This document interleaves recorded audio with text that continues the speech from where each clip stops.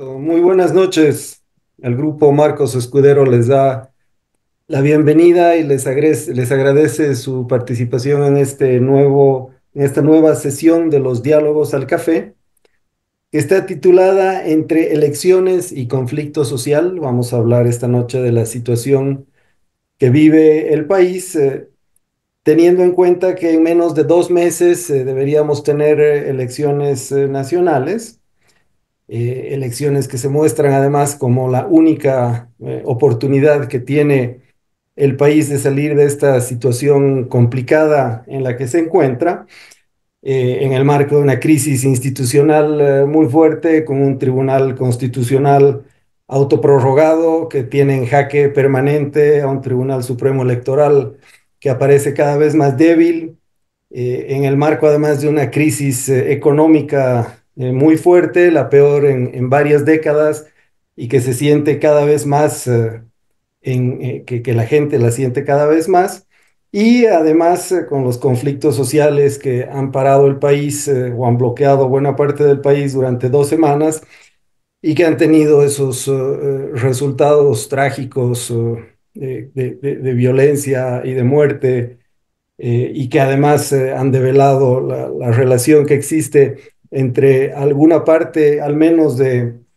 las organizaciones sociales en el país y el narcotráfico. Para hacerlo tenemos la participación de tres expertos en temas políticos bolivianos. Son personas conocidas por todos nosotros, no requieren, ninguno necesita gran introducción, así que la vamos a obviar y vamos a invertir más bien ese tiempo en sus presentaciones.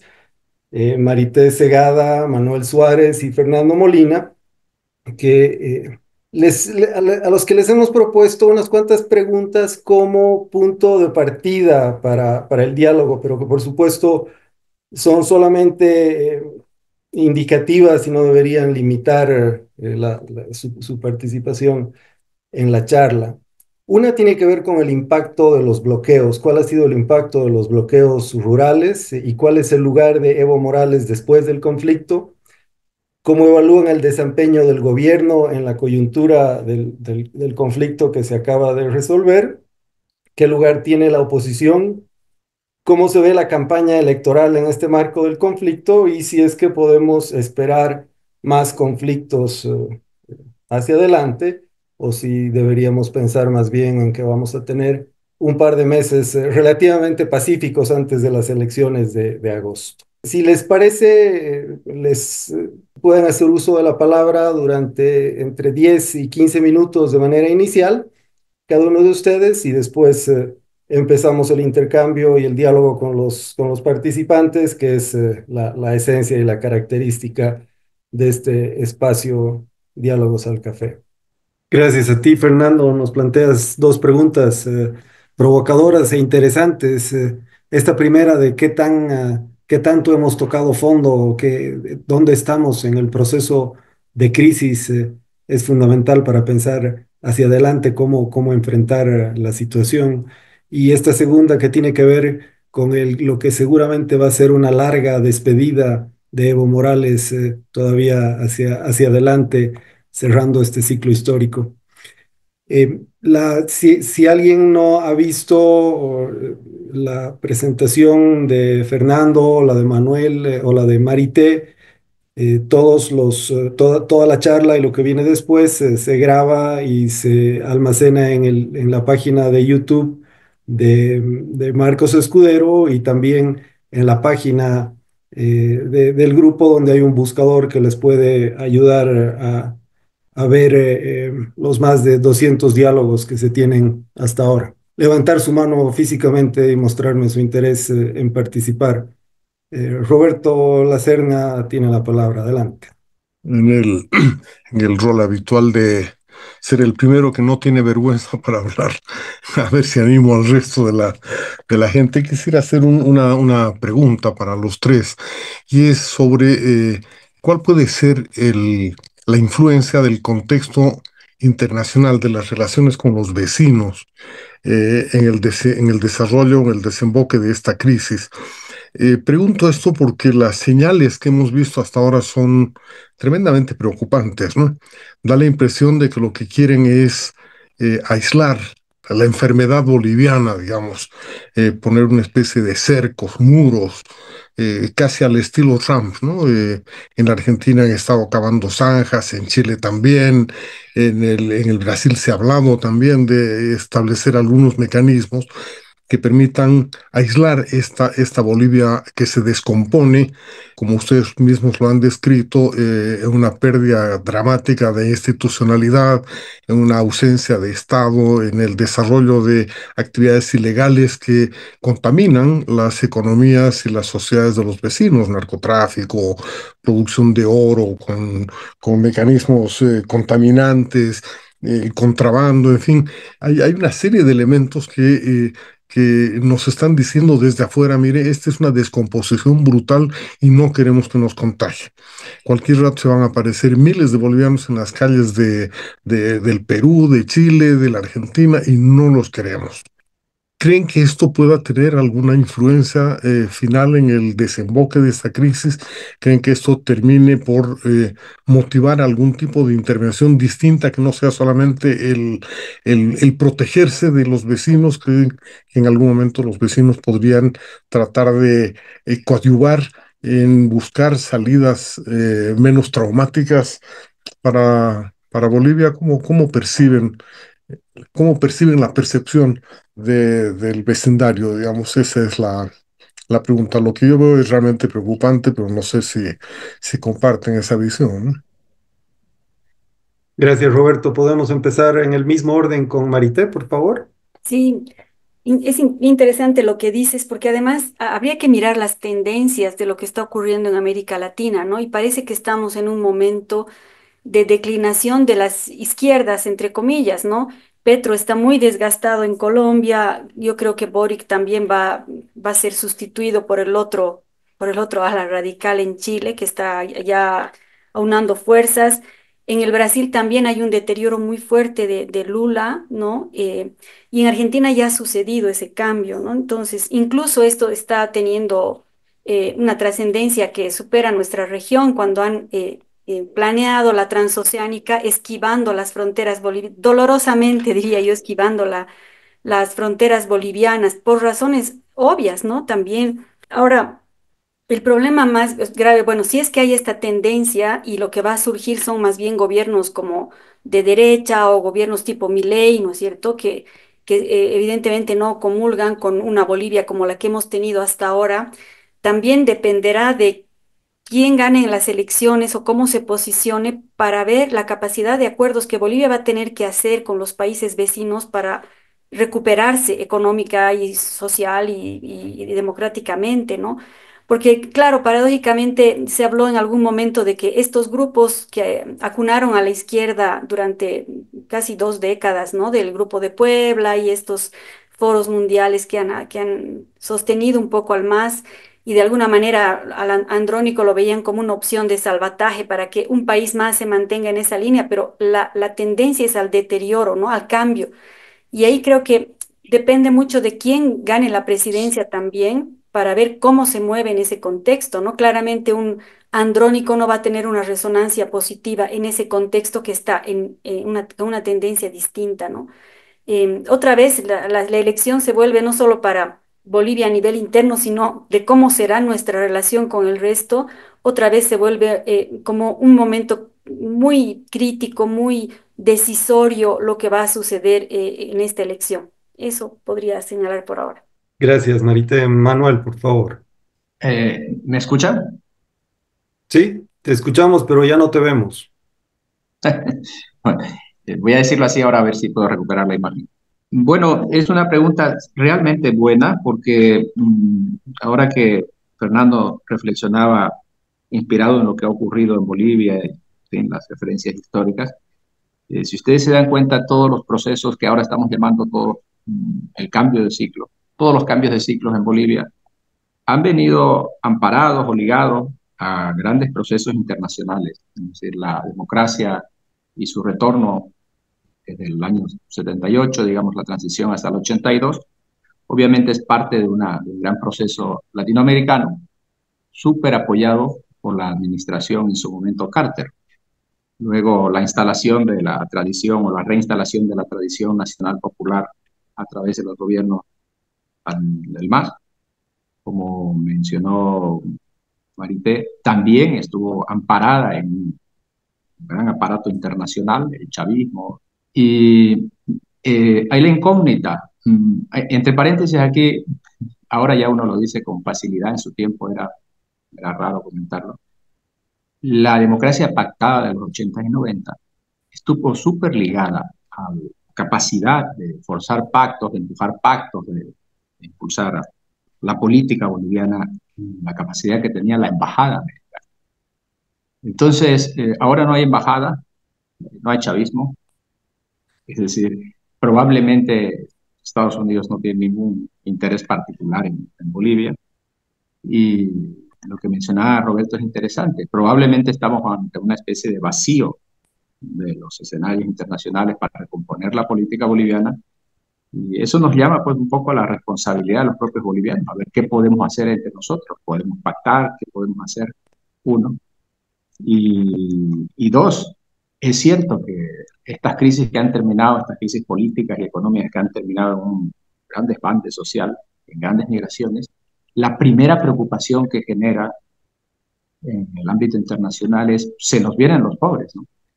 Entonces, ha sido el caso venezolano o los casos de Centroamérica, en otra circunstancia histórica, que han llenado los países vecinos o un poco más allá de los vecinos, han llenado de inmigrantes.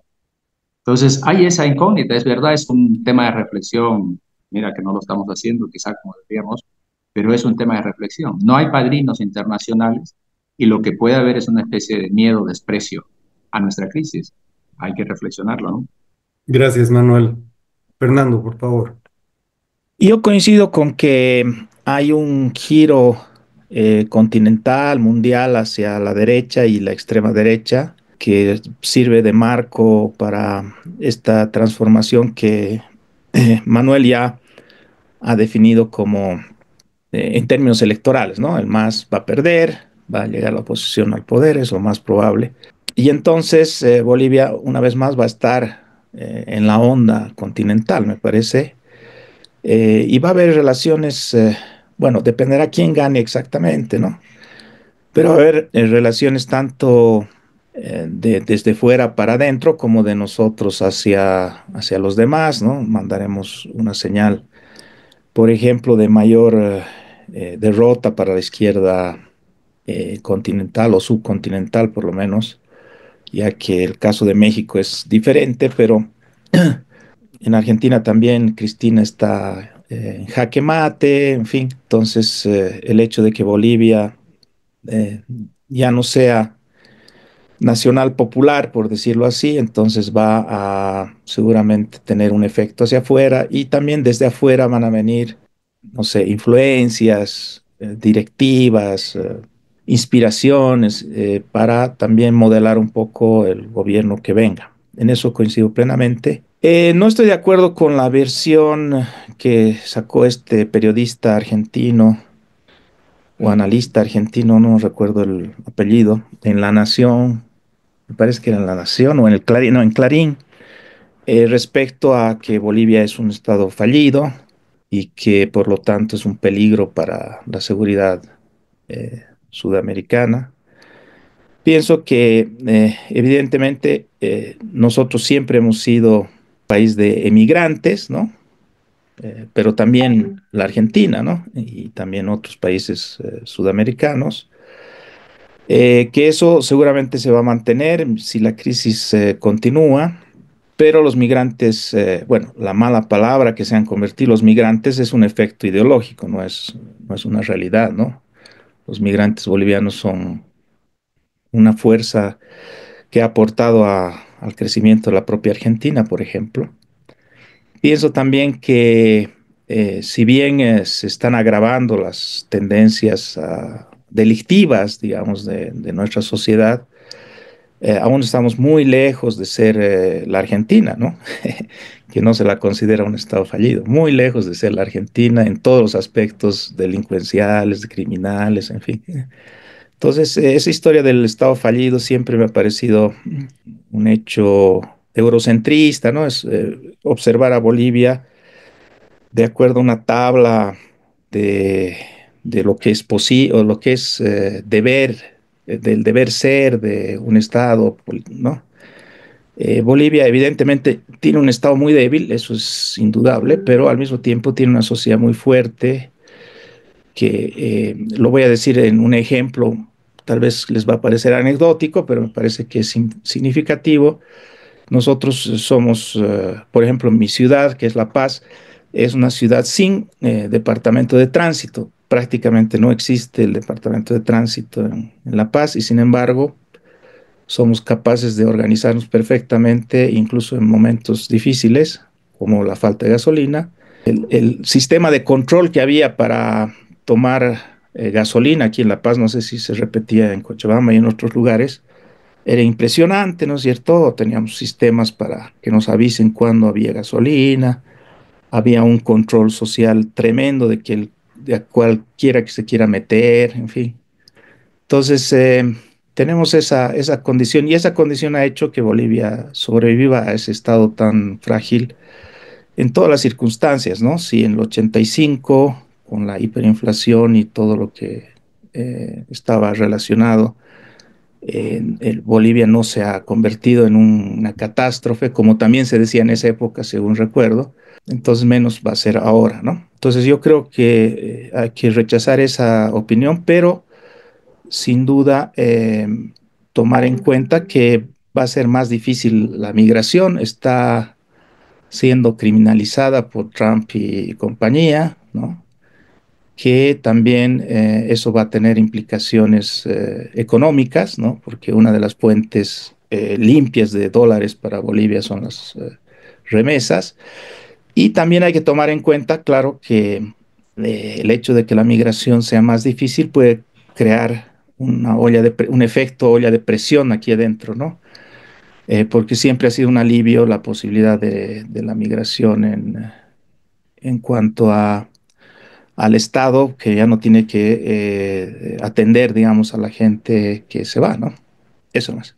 Gracias, Fernando. Creo que es relevante lo que dices en un contexto en el que los refugiados a nivel mundial son una problemática cada vez más relevante para las políticas internas en cada país. Han pedido la palabra Agustín Jiménez y Walter Guevara. Agustín, por favor.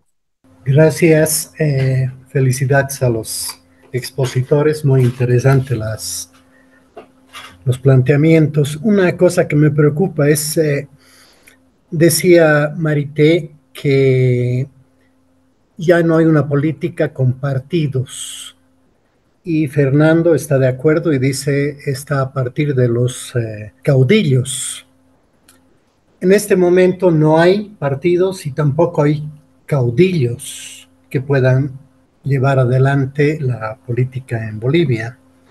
Entonces, esto me lleva a analizar un poco el tema de, si no tenemos un caudillo, tendríamos que pensar en concentrar el voto en uno de los dos caudillos que serían no más, sino que sean contra el más. Pero existirá la posibilidad de tener la información cierta, que además muestre una diferencia importante entre el primero y el segundo, sea Samuel Tuto o Tuto Samuel, de manera de que el voto ciudadano vaya a concentrarse en uno de ellos, porque obviamente no es un caudillo el que está llevando adelante la propuesta. Porque, ¿qué es lo que pasaría si es que se llega al gobierno, pero no se tiene el control de la Asamblea Legislativa Plurinacional? No se tiene un control significativo. Las amenazas de Evo son reales. Podría perjudicarse el desarrollo de todo lo que significa salir adelante de esta situación tan complicada. Entonces, Me gustaría escuchar los comentarios de los expositores sobre este tema de no tenemos caudillos y tampoco tenemos partidos, me parece importante. Un segundo tema, sí, ¿cuál sería el escenario de que no gane el más, pero que si gana la derecha o no, el no más, no tenga control en la asamblea? Y si es que se puede pensar en que en julio o principios de agosto va a haber una diferencia sustancial o por lo menos significativa entre Tuto y Samuel para que el voto de los ciudadanos sea el que logre la unidad que tanto estamos deseando. Gracias. Gracias, Agustín. Walter Guevara, adelante, por favor. Gracias, Daniel. Yo debería pedir disculpas por hacer una pregunta muy difícil de responder, pero tengo curiosidad de por dónde va la cosa.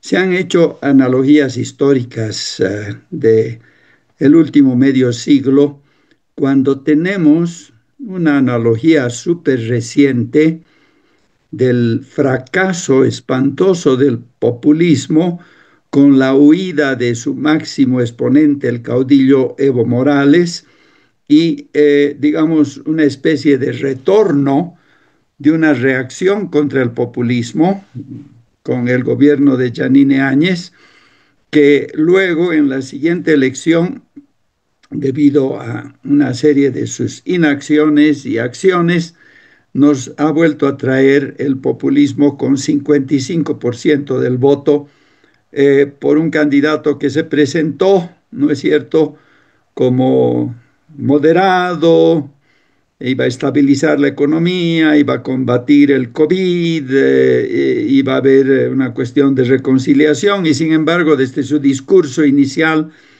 fue realmente todo lo contrario. Entonces, la pregunta injusta que me atrevo a hacer, porque soy curioso de la respuesta, en realidad lo que me interesa es el problema, es hasta qué punto los que han hecho estas excelentes presentaciones piensan que se puede repetir con, obviamente, circunstancias diferentes, esta caída del populismo que todos estamos viendo, y que el próximo gobierno, si es de oposición, pueda repetir la experiencia de la Yanine. Además, Evo ha dicho, ¿no?, que él va a estar a la cabeza de quienes van a tumbar el próximo gobierno, diciendo que el próximo gobierno es de la derecha, del imperialismo, o sea, los lugares comunes que tan buen resultado le han dado a través de su carrera. Entonces, mi pregunta es, ¿hasta qué punto creen ustedes que se puede repetir la caída del populismo y su gran rebote después de una serie de medidas económicas que evidentemente van a ser bien duras y que van a causar que el sector populista, no habrá caudillos, pero, Fernando, hay una base que los quiere, ¿no es cierto? Hay una base que quiere a Evo. Evo está quemado, pero un tercio del electorado quiere un Evo y no es capaz de pensar que un Evo haga nada malo. Son ovejas que quieren un pastor y esa es una realidad demográfica, social en Bolivia. Entonces, esa base puede perfectamente reaccionar contra las medidas económicas duras que se vienen, y si hay problemas de acuerdos, pactos, consensos en la asamblea y además a nivel social, podría repetirse el rebote del populismo como sucedió después de la caída de Evo Morales el 2019 y el regreso del populismo con un populista fracasado como es Arce Catacora. ¿Y qué se podría hacer para evitar esa catástrofe? Mil disculpas por la pregunta, pero realmente quisiera saber qué piensan ustedes que va a pasar con esa analogía muy reciente. Gracias, Walter. Quizás podemos empezar por Fernando para cambiar el orden y les pido por favor que intenten ser breves, así tenemos todavía una ronda más de intercambio. Adelante, Fernando, por favor. Sí, estamos justamente en una época sin caudillos, sin partido. Esa es justamente mi impresión, como dice el amigo que me preguntó primero, o que nos preguntó. ¿Cómo resolver eso? Bueno, tenemos un sistema, los bolivianos, para producir caudillos, ¿no? Que es el sistema presidencialista que tenemos tan fuerte, ¿no? Por ejemplo, piensen en Arce. Arce era un individuo que nadie, ni sus más cercanos y más admiradores, podrían haber pensado como un caudillo. Al final no resultó finalmente, ¿no? Pero que podía haber sido porque no tenía ninguna condición personal, ¿no? A diferencia de Evo Morales. No tenía un liderazgo natural, personal, no sé, biográfico, ¿no? Y sin embargo, al llegar a la presidencia, bueno, se vuelve un hombre capaz de enfrentar a un caudillo tan fuerte como Morales y vencerlo en gran parte, ¿no? Entonces la presidencia genera ese hecho caudillista, es decir, esa posición caudillista es como en el psicoanálisis, ¿no? Uno, aunque sea un padre ausente o un padre incluso desconocido, igual ocupa un lugar por el solo hecho de la procreación, ¿no? Igualmente pasa con el político boliviano, por el solo hecho de ser presidente, aunque no tenga las condiciones requeridas, se convierte en un caudillo y eso genera una serie de efectos y demás. Entonces yo creo que la búsqueda de un nuevo caudillo en Bolivia va a pasar por la elección esta, ¿no es cierto? A ver quién se define finalmente como el presidente. Ahora, puede ser, como ocurrió en los 90, un caudillo, digamos, controlado, ¿no? O un caudillo desatado. Eso lo hemos visto recientemente, es decir, en los últimos 30, 40 años. En la época de la democracia pactada había un control normativo, digamos, y la decisión de no reelección inmediata, lo cual impidió que Goni, Banzer o Jaime Paz se convirtieran en un caudillo desatado. Todos fueron caudillos recortados y eso los obligó también a pactar entre ellos, ¿no? Ese fue un acuerdo social que puede darse nuevamente ahora después de una experiencia que, si bien es muy distinta de las dictaduras militares, que fueron las que incitaron a ese acuerdo en el pasado, tiene algunos efectos parecidos, es decir, esa excesiva personalización del poder, esa imposibilidad de la alternancia, pueden hacer que Bolivia, y espero que sea así, encuentre nuevamente un proceso de recorte, de limitación, ¿no? De restricción del caudillismo. No vamos a dejar de tener caudillos, porque así es el sistema político. El presidente se va a volver en el caudillo supremo, digamos, pero que esperamos que sea solamente 5 años, igual que decían en Estados Unidos, y ahora los opositores a Trump dicen que, bueno, que el presidente de Estados Unidos es el rey, pero es un rey de 4 años nada más, ¿no? O de 8 máximo y punto. Entonces habría que esperar que haya caudillos de 5 años en Bolivia y nada más. En cuanto a la cuestión bueno, justamente yo al hacer la pregunta sobre la situación en la que estamos, realmente estamos en el 85 o estamos en el 82 o el 81, me pregunto lo que decía Walter, es decir, ¿puede eh, ser el próximo gobierno una solución, un remedio, o puede ser un contribuidor, un aumentador de la crisis, ¿no? Eso va a depender mucho del tipo de ajuste que haga, de la persona que sea, del tipo de ajuste que haga y de la reacción que tenga la sociedad. Son cosas que no podemos prever, ¿no? Del todo.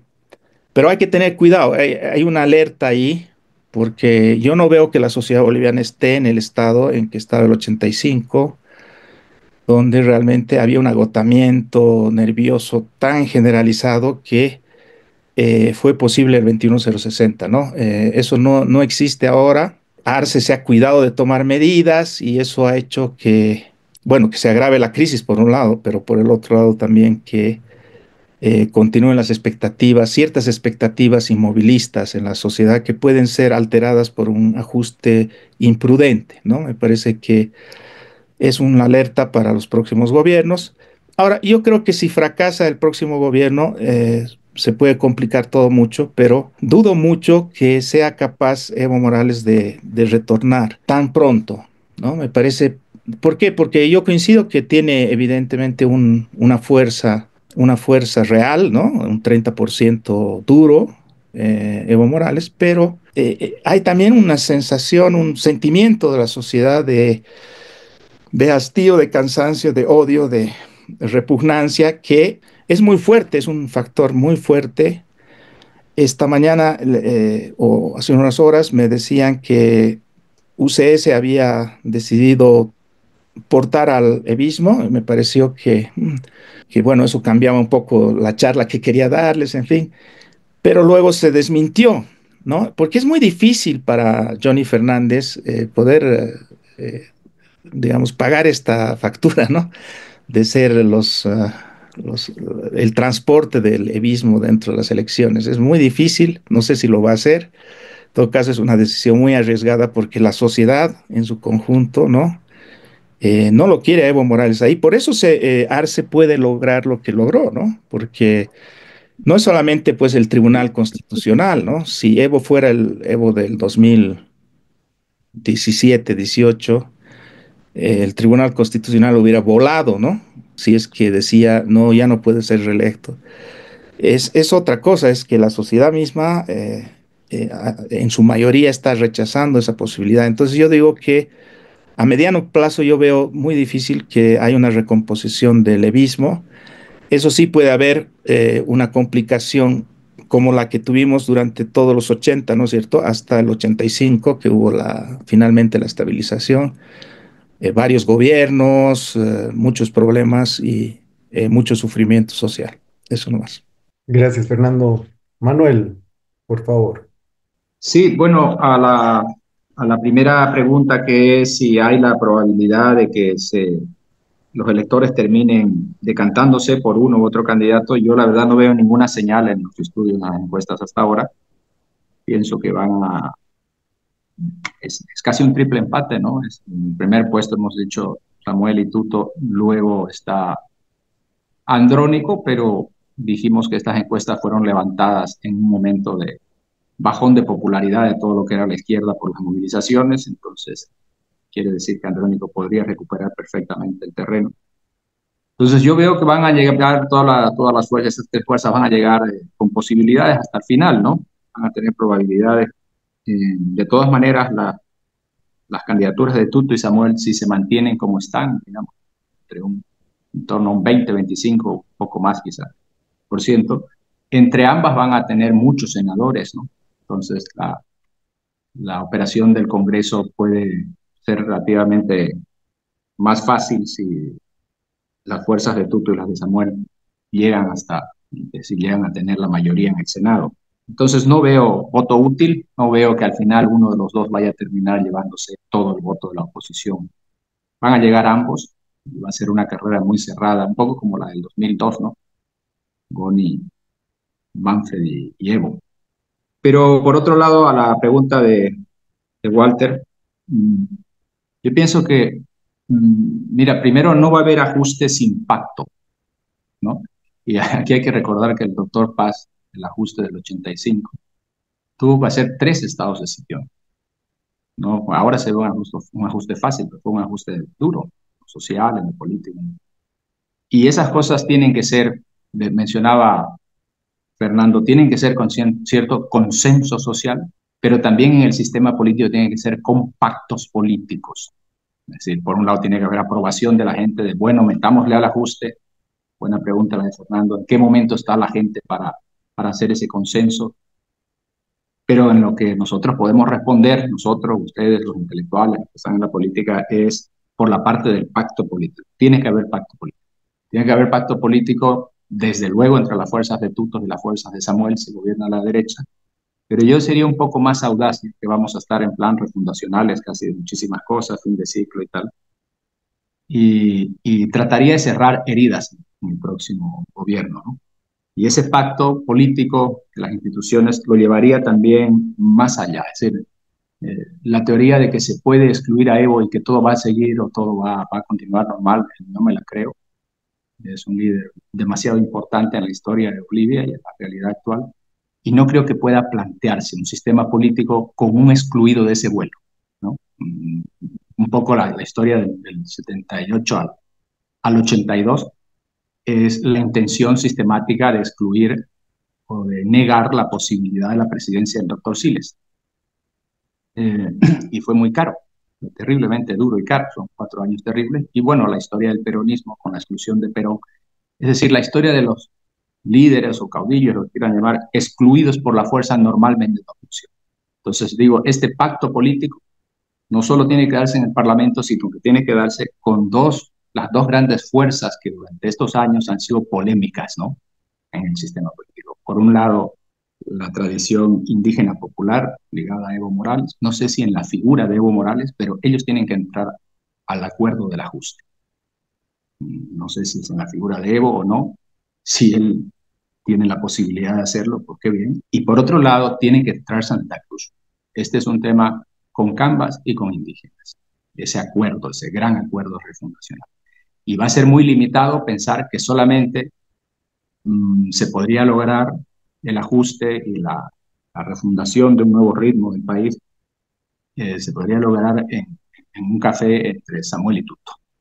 No va a dar, no va a dar eso. Tiene que haber mucho más gente ahí, son las fuerzas vivas que tienen que estar. Entonces, quizá es una oportunidad, no hay que verlo como una cosa que asuste o que, ay, qué terrible, ¿no? No, hay que sentarse todos, ¿no? Es un desafío enorme, es un desafío histórico, y por lo menos hay que intentarlo, ¿no? Es eso. Gracias, Manuel. Claro, lo complicado es enfrentar ese desafío de los pactos para la gobernabilidad posterior con un actor que está excluido del proceso electoral, y que más bien puede llevar a una radicalización de sus posturas y a lo que muchos dicen que se está convirtiendo en un movimiento armado tipo guerrillero en el país por la imposibilidad del sistema político de incluirlo. Marité, por favor, me estoy quitando tu tiempo. A ver, yo a la primera pregunta respondería, yo creo que el hecho de que la votación decante por uno u otro preocupa más por el tema de la segunda vuelta que por la conformación parlamentaria. Porque sí, eso va a definir, ¿no es cierto?, quiénes irían a esta segunda vuelta. Pero, o sea, dependiendo de quién sea el primero y quién sea el segundo, o si alguien, no creo que nadie logre realmente ganar en primera vuelta como están las cosas.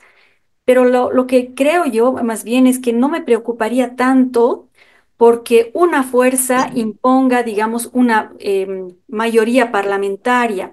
Porque en realidad lo que importa, y voy en la línea un poco que mencionaba Fernando hace un momento, Manuel, de los pactos políticos, ¿no?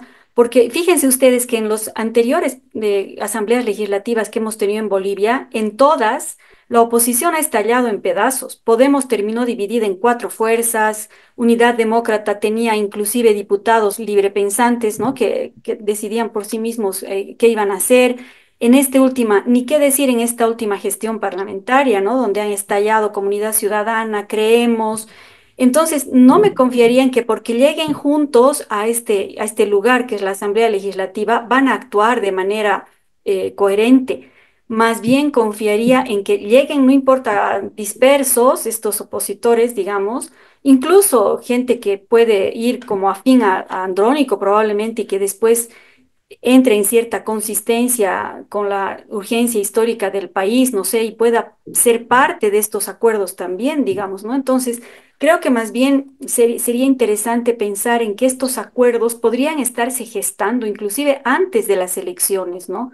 Para luego consolidarlos luego, porque no va a haber mucho donde perderse, ¿no? Las urgencias del país van a ir en determinada línea. Y ahí conecto un poquito con lo de la segunda pregunta Yo más que populismo, querido Walter, porque es una palabra muy escurridiza y a veces lleva a la ambigüedad, porque hay populismos de izquierda, pero hay también populismos de derecha, ¿no?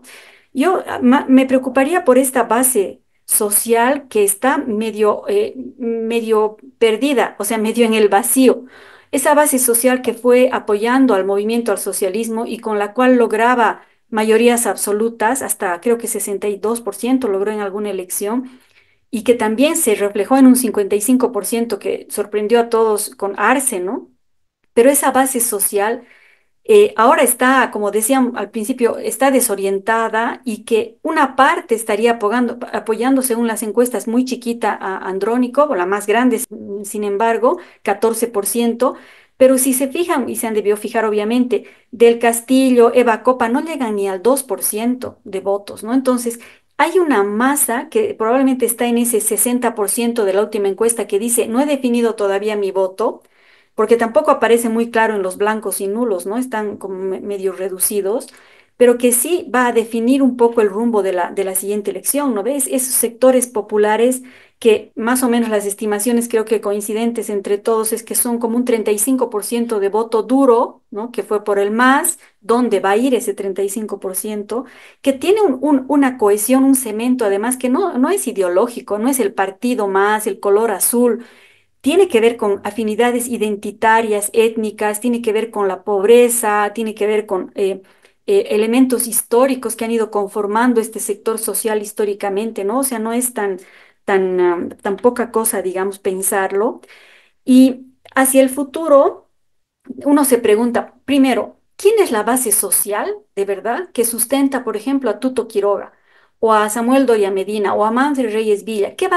¿Con qué base social están contando para ver cómo después se puede ampliar esos acuerdos intraparlamentarios hacia la sociedad?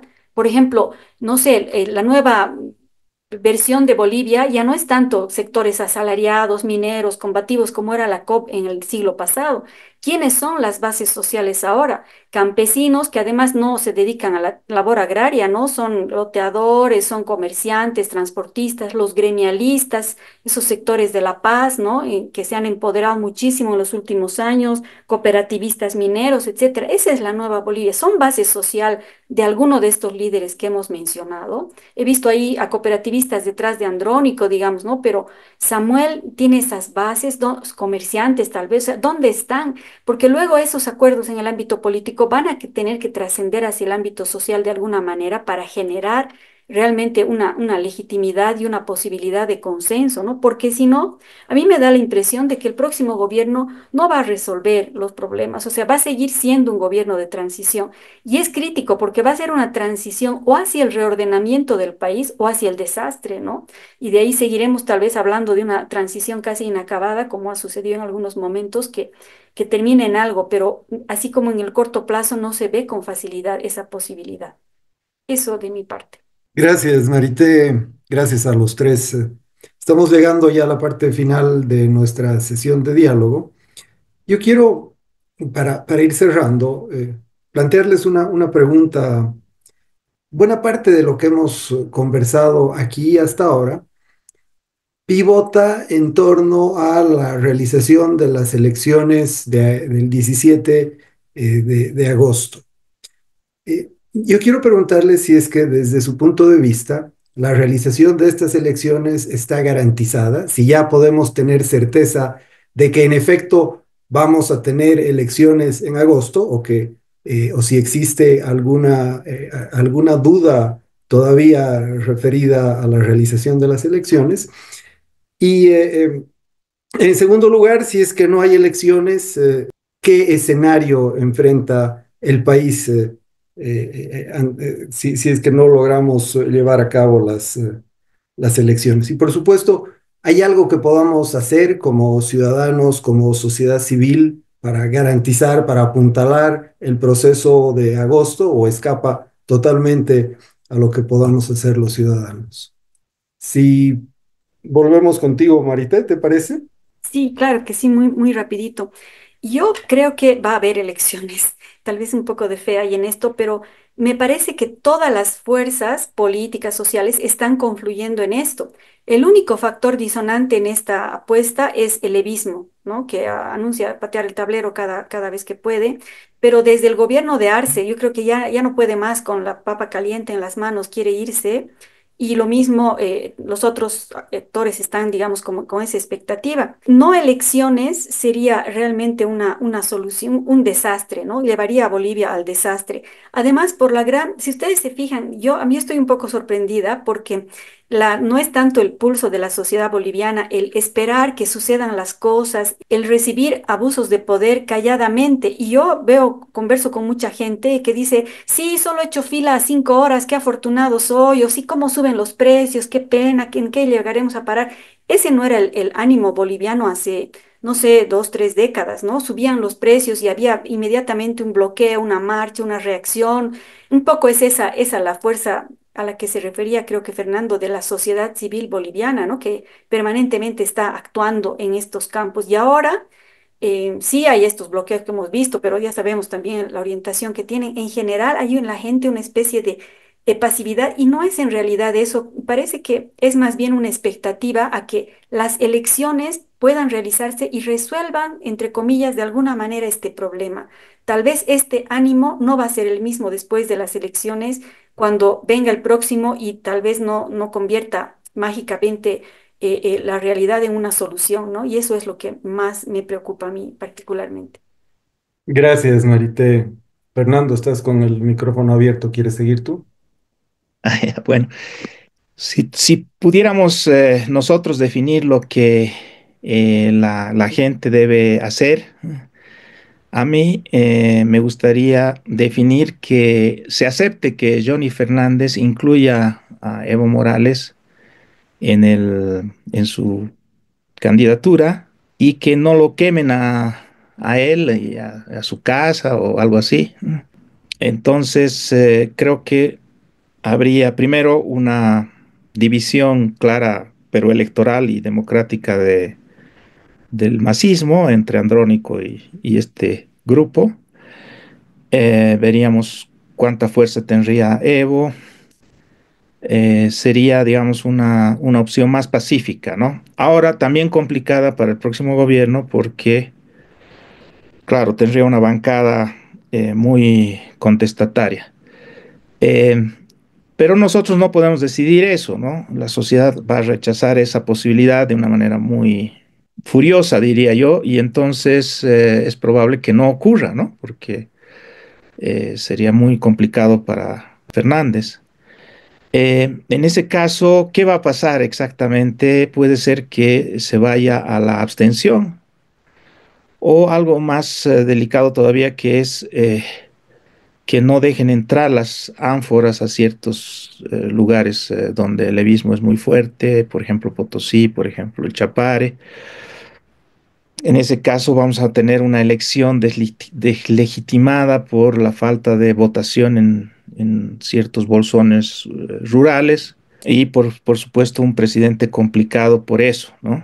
También hay otras posibilidades, pero bueno, es especular. Yo creo que en todo caso va a haber conflicto el día de las elecciones, en torno a las elecciones, aunque creo que sí se van a realizar, como Marité. Pienso que podían ser unas elecciones muy diferentes de las que hemos tenido normalmente, que siempre han sido, incluso excepto el 19 tal vez, pero incluso el 20, unas fiestas democráticas admirables, ¿no? No va a ocurrir, yo creo, excepto si pasara esto de la incorporación del levismo a algún otro partido, pero lo veo difícil por esta razón sociológica que estoy mencionando. Entonces, sin duda, va a haber un gobierno que tiene la legitimidad democrática, sin duda va a tener, por supuesto, pero también va a tener un desafío muy importante de articular a todos los actores. Como ha dicho Manuel, tiene que extenderse más allá de la élite, que es finalmente la que representa a los candidatos más importantes, y tiene que hacer plan de ajuste que sea pues un cuadro, una obra maestra, un poema, no sé. Tiene que ser muy, muy bueno.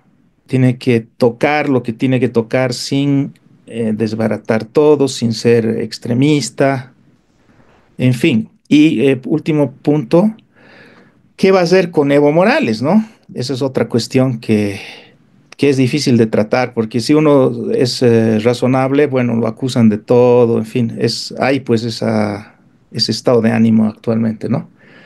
Pero bueno, habría que tratar o sea, porque entrar al Chapare como han prometido casi todos los candidatos en la punta, ¿no?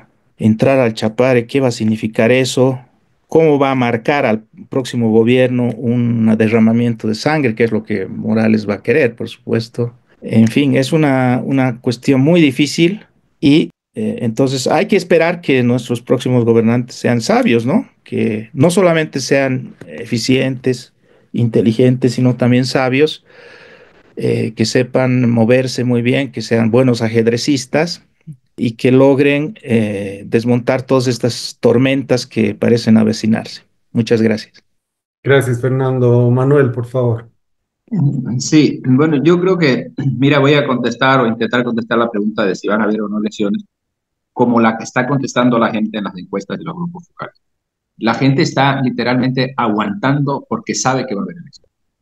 Es decir, creo que María Teresa lo mencionaba antes, cómo es que suben las cosas y las cosas están tan mal y la gente no hace un alboroto, una revuelta. La gente lo dice en grupos focales. Vamos a aguantar porque a partir del 17 de agosto las cosas pueden cambiar. No están ilusionados con que eso va a ser así, pero tienen cierta esperanza de que las cosas pueden cambiar.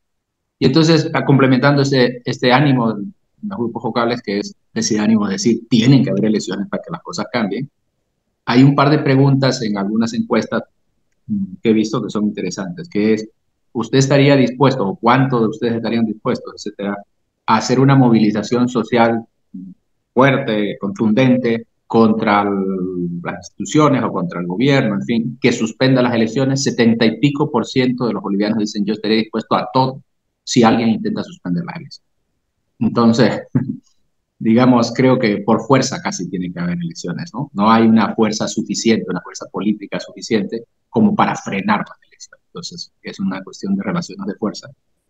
No hay quien pueda frenar estas elecciones debido precisamente a la crisis, ¿no? Y luego, finalmente, otra vez sobre la cuestión del ajuste. No puede haber ajuste entrando a chapar a la fuerza. No puede haber ajuste, sí. No puede haber ajuste arrestando a un gobernador como Camacho. No puede haber ajuste, es decir, no puede haber ajustes sin acuerdos. Entonces creo que hay que prepararse y así es la democracia, ¿no? Hay que pactar con los que a uno no les gusta, porque si solamente uno pactara con los que a uno les gusta fuera fácil. Hay que pactar con todos. Y si el evismo articula representación parlamentaria, qué mejor, hay que pactar con él. Es decir, en la transición española se hizo una operación muy bonita que se llamaba los 21 puntos y nos puso sobre la mesa un teórico que era Antonio García Trevijano, un abogado brillante, un teórico brillante de la política, y eran 21 puntos en los cuales, a pesar de semejantes desacuerdos que habían, pues los españoles se pusieron de acuerdo, porque en el fondo eran 21 puntos que la gente quería. Por ejemplo, voy a mencionar dos. Vamos a hacer una monarquía allí, ¿no? Esos 21 puntos. ¿Sí o no? Bueno, ya monarquía. Entonces, bueno, todos los partidos, incluido el Partido Comunista, que era el punto clave en ese tiempo, ¿acepta usted que va a haber una monarquía? Acepto. ¿Vamos a hacer un país socialista, comunista, sí o no? ¿O lo vamos a hacer capitalista a la europea, como planteaba el consenso español? Lo vamos a hacer capitalista. Entonces, quiero decir que hay unas mínimas normas que tienen que pactarse en este ajuste y eso es con todos. No pueden haber excluidos. Yo sé que es una tentación, yo he caído en eso en mi vida, en mi biografía política y de persona que está en la vida pública, pero no funciona con excluidos, no va a funcionar. No va a funcionar ni por gobernabilidad, ni por viabilidad histórica, a lo mejor funciona un año, 2 años, no va a funcionar. Es un país con las fuerzas bastante templadas, no hay grandes derrotas y grandes victorias en Bolivia, peor ahora, y entonces esto es con todos, ¿no? Para bien y para mal. Café para todos se llama eso. Gracias, gracias, Manuel. Hay una pregunta. ¿Qué pasa si algunos no quieren pactar? Esa es Para una todos. pregunta sin respuesta. Manuel, no, podemos empezar contigo y si quieres ir, como no vamos a acabar el tema, pero sí hemos agotado nuestro tiempo, si quieres intentar responder eso, tú que estás hablando directamente sobre los pactos y también dar unas palabras finales, una despedida. Creo que lo normal en un pacto, bueno, para eso es la política, ¿no? Para que las cosas que parecen imposibles, que vienen dadas por el destino, por la historia, por los dioses, pues vengan unos tipos audaces que son los seres humanos y las cambien. Entonces, para eso se inventó. Entonces, creo que hay que empezar intentándolo, ¿no? Hay que empezar intentándolo. Y lo normal en los pactos políticos es que uno intenta lo que te da tu fuerza, no es tu capricho, ni tu formación, ni tu psicología, es lo que te da tu fuerza. Entonces yo, insisto, veo en Bolivia, no veo unos conflictos religiosos o de otras sociedades, otras naciones que realmente terminan en guerra civil. No veo la profundidad de esos conflictos. Venimos nosotros todos de la revolución del 52. Ese fue el momento de violencia máxima, digamos. Y entonces veo que hay unas condiciones sociales e históricas propicias para los acuerdos, uno. Y dos, no veo ninguna fuerza que pueda negarse al acuerdo. Es decir, aquí nadie tiene los tanques, nadie tiene los aviones, nadie tiene una fuerza como para imponer nada. Quiere decir, desde el punto de vista de las relaciones de fuerza, están dadas las condiciones, ¿no? Y por eso creo que el próximo gobierno tiene que tener unos operadores capísimos, tiene que tener unos grandes operadores de los pactos que se dediquen casi en exclusiva, desde el momento en que ya se sepa cómo van a ser las cosas, en lo público y en lo privado, a impulsar los pactos y los acuerdos que correspondan, ¿no? Si ya no se puede, se verá, ¿no? Pero tiene que ser la primera, tiene que ser la prioridad del próximo gobierno. Meter a todos, meter a Camba, meter a indígenas, meter a no sé quién, meter a todos los que tengan un gramo de fuerza. Y por favor, el Chapare, por supuesto, la tiene, ¿no? Gracias, Manuel. Fernando, por favor. Yo creo que el próximo gobierno debe mostrar que el ajuste va a ser para todos, que lo vamos a compartir todos, que no está llegando para beneficiar a unos, que está llegando realmente para una emergencia nacional que hay que resolver entre todos. Y sí, no sé cuántos de esos pactos de los que habla Manuel pueden ser públicos, otros tendrán que ser por debajo de la mesa. No todos necesitan ser una adhesión, porque eso no va a pasar nunca con el MAS y sus retazos, pero sí pueden ser pactos digamos, de acuerdos de conveniencia por un tiempo, en fin. Pero es muy importante que el ajuste no parezca la venganza de las élites desplazadas por lo que pasó con Janine, ¿no? O sea, Walter lo recuperó. Ese fue el problema, ¿no? Se quiso dar un giro del péndulo y la gente reaccionó porque no estaba de acuerdo, porque había pasado algo que ya es muy difícil de revertir. Entonces, eh, hay que tomar en cuenta de que no se puede revertir la historia, ¿no? Y que por lo tanto es muy importante que todos sientan que es un esfuerzo conjunto, ¿no?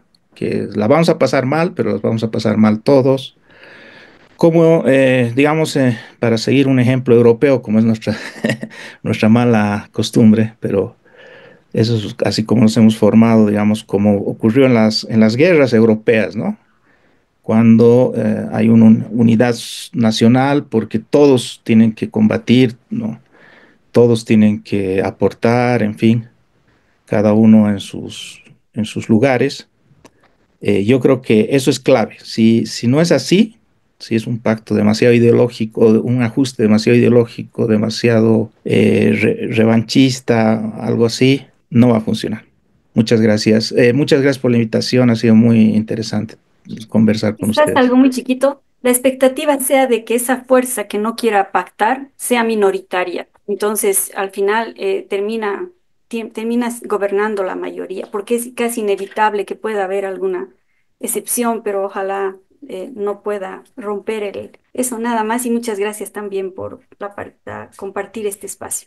Bueno, gracias a ustedes, María Teresa, Fernando, Manuel y a todos los participantes en esta sesión de diálogo que eh, concluye en un tono más optimista y marcadamente concertador, que creo eh, que concluye bien, ¿no? O podríamos haber terminado en un tono mucho más pesimista y negativo, pero creo que gracias a los aportes de ustedes tres y de nuestros participantes, no nos vamos totalmente derrotados la noche de hoy.